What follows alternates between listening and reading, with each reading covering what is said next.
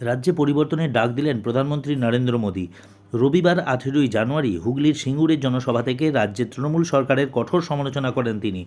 দেশের বিভিন্ন প্রান্ত থেকে আসা মানুষের প্রতি উচ্ছ্বাস প্রকাশ করে প্রধানমন্ত্রী মোদী বলেন, এবার বাংলায় আসল পরিবর্তন প্রয়োজন। রাজ্যে পরিবর্তন না হলে উন্নয়ন হবে না বলে জানান তিনি। एक ही भाव से, एक ही आस लेकर के आए हैं कि हमें असली परिवर्तन चाहिए। বাংলায় তৃণমূল সরকার রাজ্যে জঙ্গলের রাজত্ব কায়েম করছে বলে অভিযোগ করেছেন প্রধানমন্ত্রী মোদী। তিনি বলেন, ইতিমধ্যেই বিহারের জঙ্গলের রাজত্ব শেষ করেছে এনডিএ, এবার পালা বাংলার।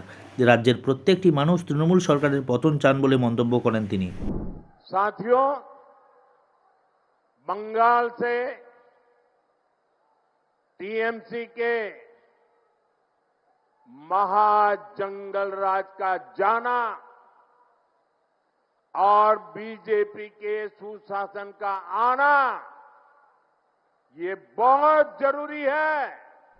প্রধানমন্ত্রী অভিযোগ করেন, রাজ্যের ছোট তৃণমূল নেতারাও নিজেদের বিরাট বড় মনে করেন এবং সেই কারণেই রাজ্যের সার্বিক পরিস্থিতি খারাপ হচ্ছে। हुगली को तो इन्होंने शिक्षक भर्ती घोटाले के लिए बदनाम किया है।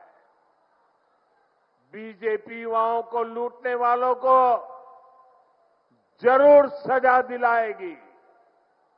साथियों, आपको एक और बात याद रखनी है, बंगाल में उद्योग तभी लगेंगे, निवेश तभी आएगा जब यहां कानून व्यवस्था बेहतर होगी।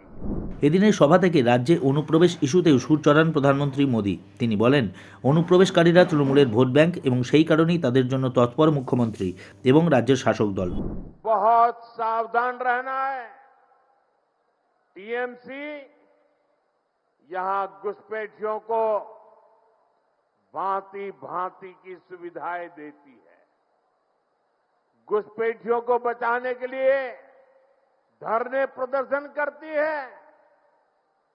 आप याद रखिए, टीएमसी को घुसपैठिए इसलिए पसंद है क्योंकि वो इनके पक्के वोट बैंक है। घुसपैठियों को बचाने के लिए टीएमसी किसी भी हद तक जा सकती है। बीते 11 वर्षों से केंद्र सरकार टीएमसी सरकार को बार बार चिट्ठी लिख रही है।